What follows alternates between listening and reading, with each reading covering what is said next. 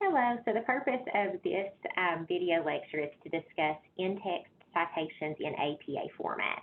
Now, you'll remember from last week's video lecture, APA stands for American Psychological Association.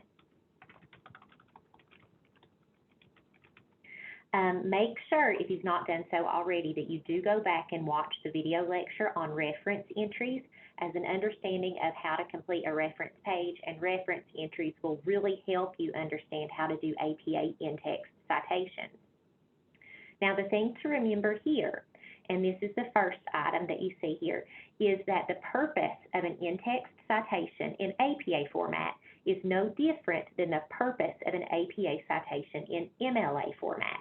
So in MLA, the whole purpose of having an in-text citation was to provide shortened information or a signal to a source on the works cited page. By the same token, in APA format, if you see an in-text citation within the essay, that is a shortened signal to one of the sources on the reference page. And the reason that we have these is so that in the body of the essay, we're able to tell what information is being quoted and paraphrased, and then the citation tells us where that information was quoted or paraphrased from. So if within the body of the essay I see that something came from the author Mills, then I can very easily go down to the reference page, find the author Mills on there, and I can look up that source given the publication information on that reference page. Please remember, there is a distinct difference in the way that you format reference entries and in-text citations. You don't ever want to put a full reference entry within the body of an essay. These are two different things, just like they were in MLA format. Now, that being said, with APA, and I alluded to this already, you still cite for the same reasons. So if I quote from a source, meaning I use a source's exact words, or if I paraphrase from a source, meaning I put a portion of that source's text into my own words, then I still need to provide an in-text citation. And the reason I cite for both is that anytime you use another author's words or ideas, you need to give credit to them. Now, along the lines of paraphrasing, please make sure when you do paraphrase that you sufficiently paraphrase. So when you paraphrase, you not only need to change the words, but also the structure of the sentence. So the best way to paraphrase, in my mind, is to read the original text and then get away from it for a minute or so, come back to the computer, type out that idea that you read about in your own words, and then pull up what you've written against the original to make sure that your phrasing isn't too close. Because if you have, say, more than 3 or more words in a row that are the same as the original, you want to change those up just a little bit because we can't have them too close. So again, we provide an in-text citation in both of these cases. And just like with MLA, we will also want to provide just like in MLA, we will also want to provide an in-text citation if we cite anything or use anything that is not common knowledge. So now we're going to get into the important part of this, which is how to do the citation. Now, you do have a citation or a section on in-text citations in APA format in your textbook. So I believe that's on page 515. So you can use that as a guide. I'm also going to sum it up a little bit here. Make sure to continually use your notes as a guide and use your textbook as a guide as you're implementing and using in-text citations within your essays. Now, APA citations are different than MLA ones. So the way I'm going to explain it is, I think, the easiest way to explain it. And that is first by showing you kind of what an ideal citation is in APA. And what I mean by ideal is that you have all the information that should go in there. So what should go in an APA in-text citation is the author's last name, comma, space, the year of publication, comma, space, P period, space, and then the page number on which you found that quote or paraphrase. Now, as we know, we don't always have an author, we don't always have a year, and sources don't always have page numbers. So I'm going to show you what to do in those situations a bit later on, but let's pretend that we do. If you do have all of this information, that's what should be in your in-text citation. So for instance, here is an example of an APA in-text citation.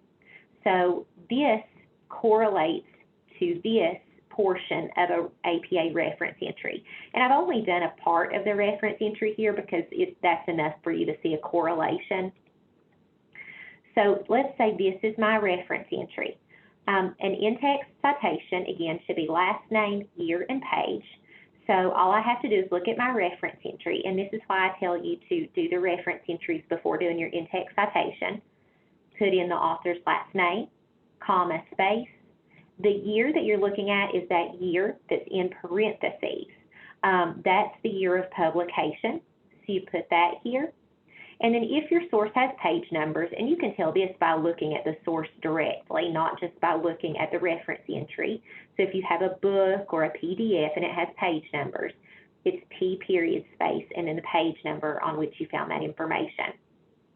And if your source had multiple, or if your quote or paraphrase spanned multiple pages, you put the page range. So let's say I had a quote that began at the bottom of page 4 and spilled over onto the top of page 5. That's how I would write that. So that is your basic ideal APA citation.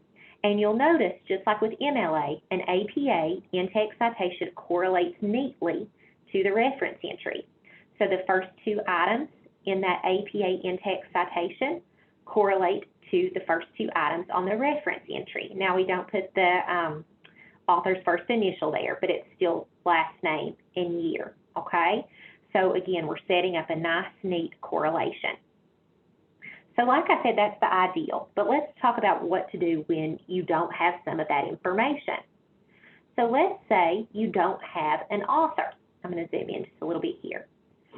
If you do not have an author, what you do is you use the title instead of the author. And if that title is longer than 3 words, just use the first 3 words of that title. So for instance, here, instead of author, you'll see I've got title. Now on an APA reference entry, the title does not have quote marks around it, and remember you only capitalized the first word of the title, subtitle, and proper nouns.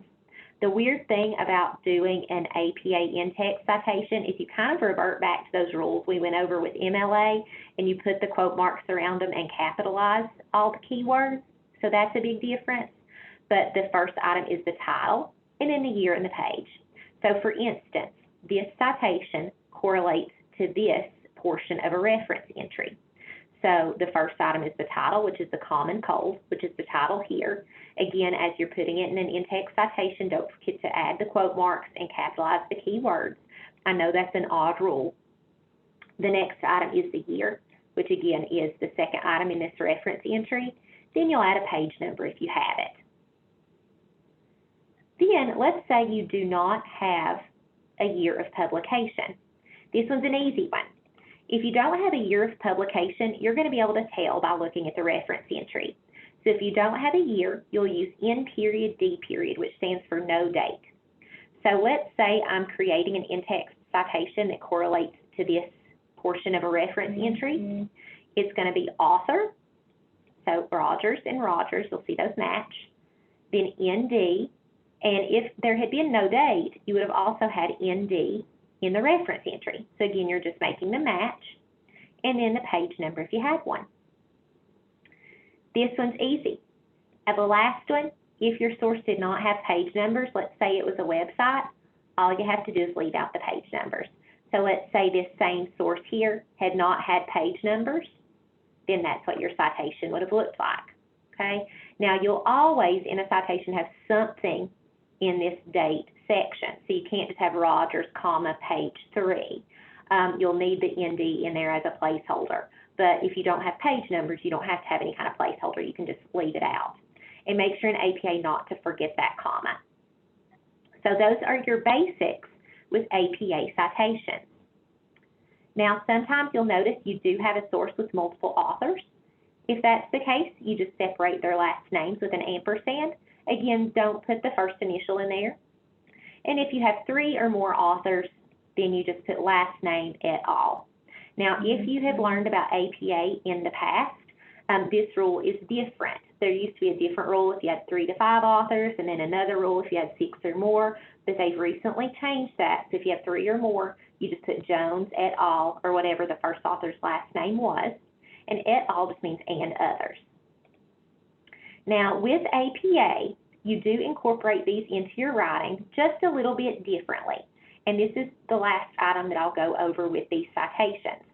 So just like with MLA, you always want to use some sort of a signal phrase to introduce quotations. Now with paraphrases, you don't have to use a signal phrase, but you do with quotes.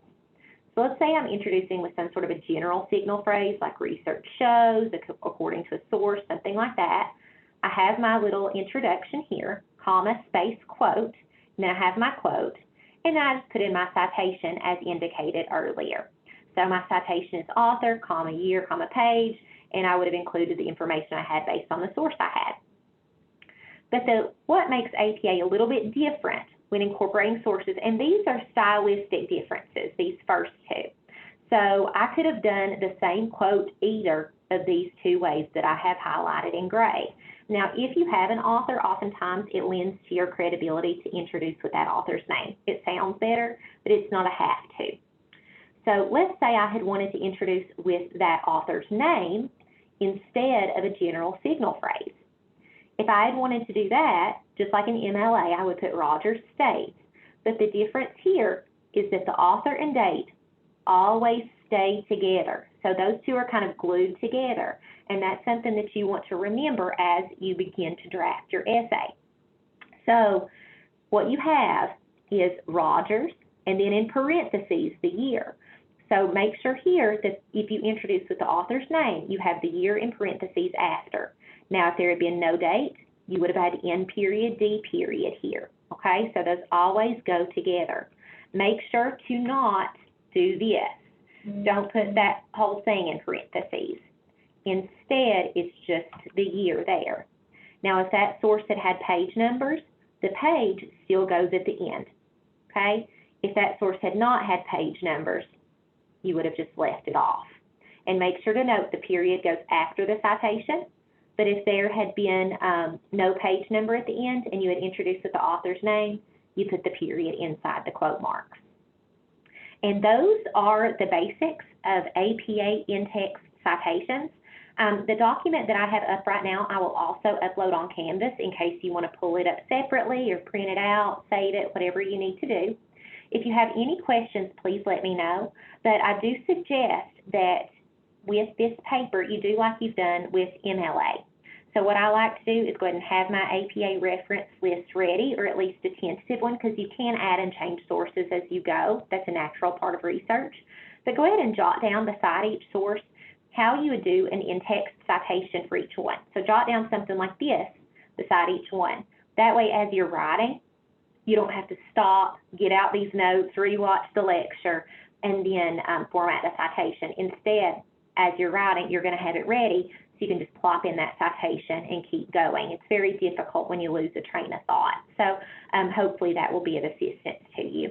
If you have any questions, though, please don't hesitate to let me know. I'm happy to help however I can, and I hope you all have a great week.